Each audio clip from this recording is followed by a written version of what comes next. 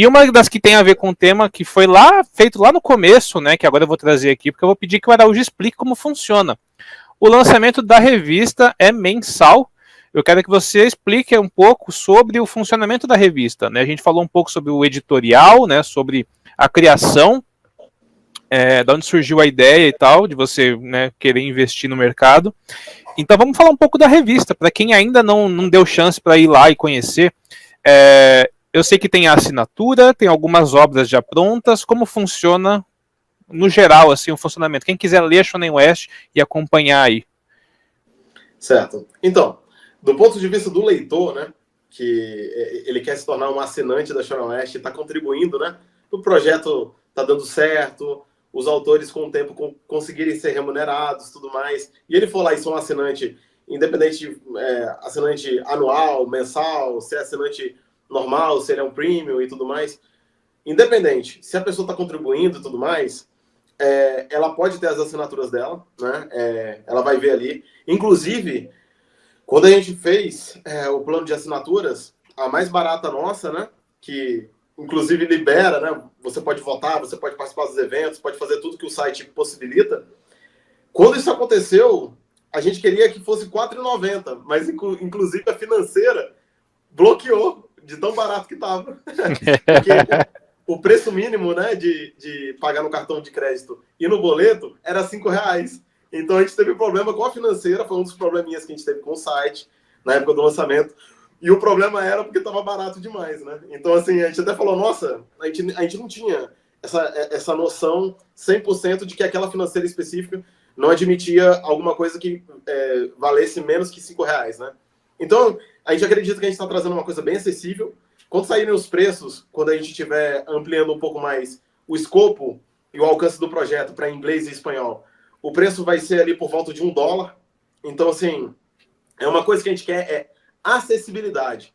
A pessoa que tiver contato, ela vai estar ajudando o projeto, mas ao mesmo tempo ela também não vai ter que estar desprendendo de um dinheiro que nem todo mundo tem o poder aquisitivo, né? De chegar ali e precisar pagar uma coisa, às vezes, estrondosa para a realidade de vida dela, né? Então, uma coisa que a gente visou bastante, né? Isso do ponto de vista, falando agora do assinante, né? Que esse assinante ele vai poder ter contato com as obras ali, lógico, né? Com o tempo, é que a gente começou agora, né? Mas assim, com o tempo vão ter mais, as obras elas vão ter mais capítulos, vai ter uma rodagem maior. Então, por exemplo, a gente vai ter desde pessoas que elas vão estar envolvidas com a parte de, por exemplo, um assinante ele pode participar de um evento, de um concurso da Shonen West e tudo mais, né? Ou então, uma coisa mais voltada para, vamos colocar aqui, o SBS. Eu acho que quem é colecionador aqui sabe bem o que é um SBS, né? Eu lembro até na época da Conrad, né? Que eles colocavam como sempre bom sempre saber. Bom saber. Assim, mas na verdade é uma frase japonesa, né? Esse SBS, né? Isso, eles chamam lá no Japão. E é um momento ali de perguntas e respostas, né? E um jeito de contemplar quem está ajudando o projeto acontecer, a revista acontecer, também é colocar esse SBS para que essas pessoas tenham um pouco mais de proximidade desses autores, possam responder. Então, se responder numa edição, vai estar aparecendo na outra edição.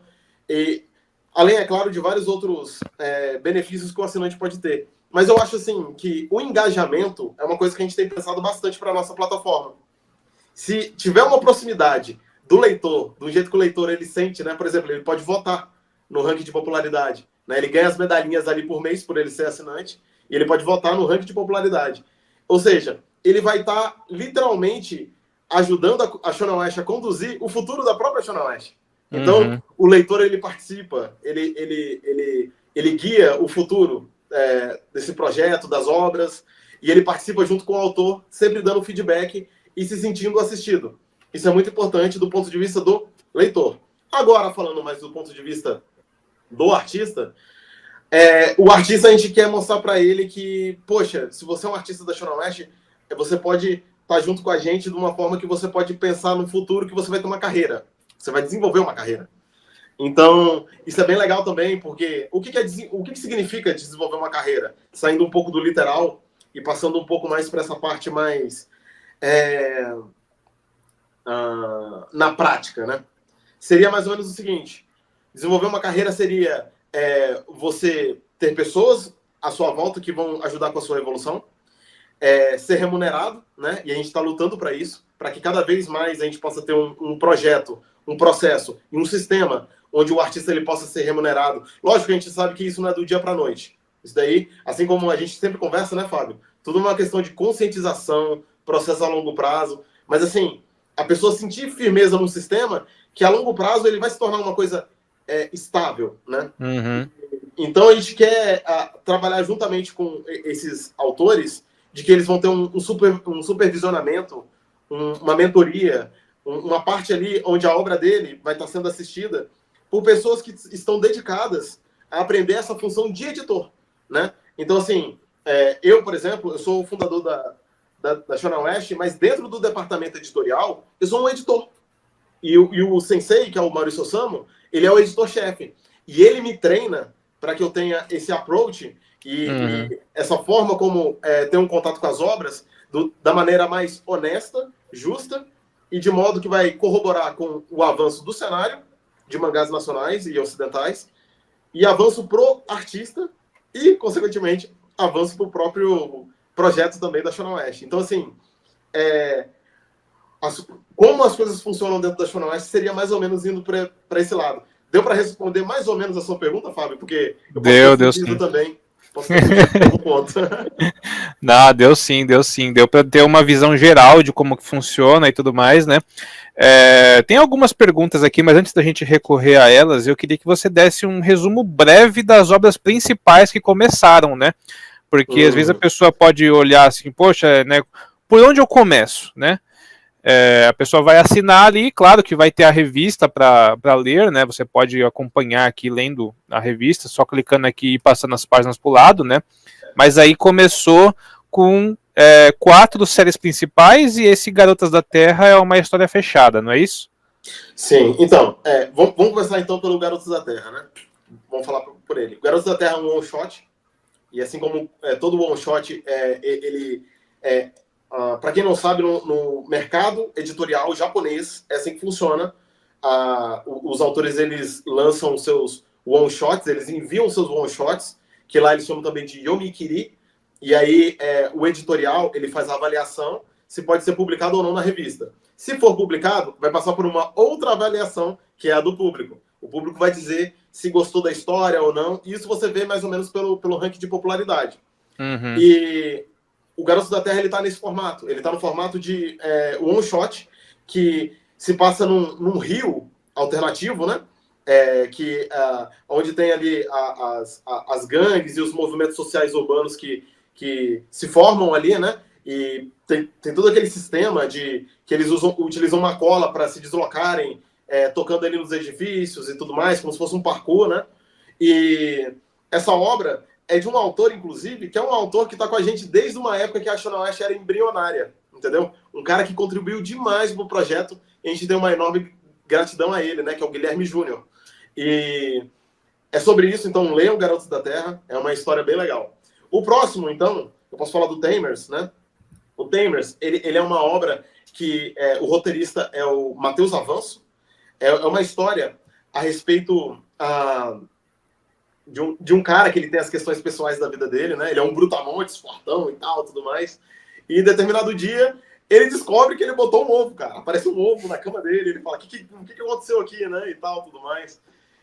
E ele tem o cenário que está passando pela vida dele agora no contexto da escola, né? Ele tem a amiga dele, que ela é bem extrovertida, para frente e tal. Ele é fortão, né? Mas ele é um cara um pouco mais introspectivo. E a gente acompanha esse início desse mistério, né?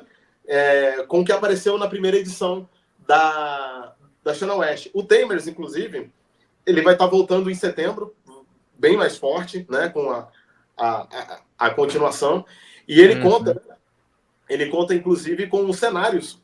Quem desenhou os cenários foi o Maurício Osamu, né? Ele contribuiu para essa obra. E quem fez os personagens foi a Eruru, né?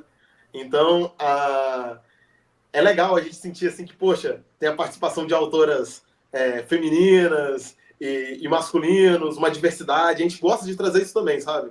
A gente enxerga a Shonen West como um espaço de diversidade, um local para todo mundo, independente de idade, de gênero, enfim, diversidade eu acho que é o nome do Brasil, e se a Sonoeste está começando aqui, eu acho que não, é impossível fugir disso, a gente quer levar essa identidade junto com a gente.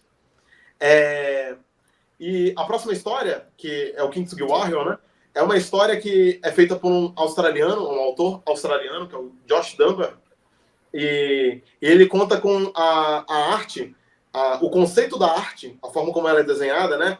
Então, ali a parte do conceito mesmo é do Thomas Nascimento. E eu faço a parte de arte e finalização, né? Nessa história aí em específico, eu faço a parte de arte e finalização. Depois, eu vou ter a minha própria história, que eu faço ela todinha, eu mesmo que vou produzir ela. Inclusive, vai sair agora em agosto. Mas essa história aí, ela é do Josh Dunbar. E essa história, ela fala sobre um garoto que ele vive num mundo onde existe a tal da magia Kintsugi, né? E Kintsugi, para quem não sabe, é uma arte milenar japonesa de reparo de cerâmica, onde você derrete o ouro e você conecta os cacos ali de uma determinada cerâmica e você reconstrói um vaso de cerâmica, só que com aquelas emendas assim, né? Douradas e tal. Então, é visto com muito bons olhos lá no Oriente, esse tipo de tradição, esse tipo de arte.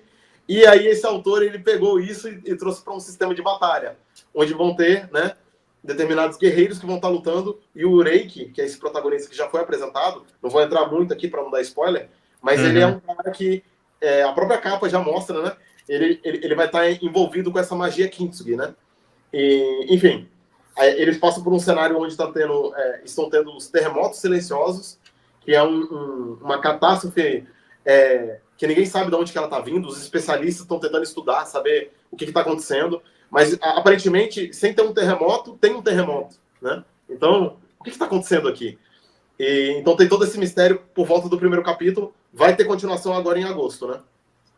Essa Legal. história, tem a continuação. O próximo é o Jonas, o Quase Mago.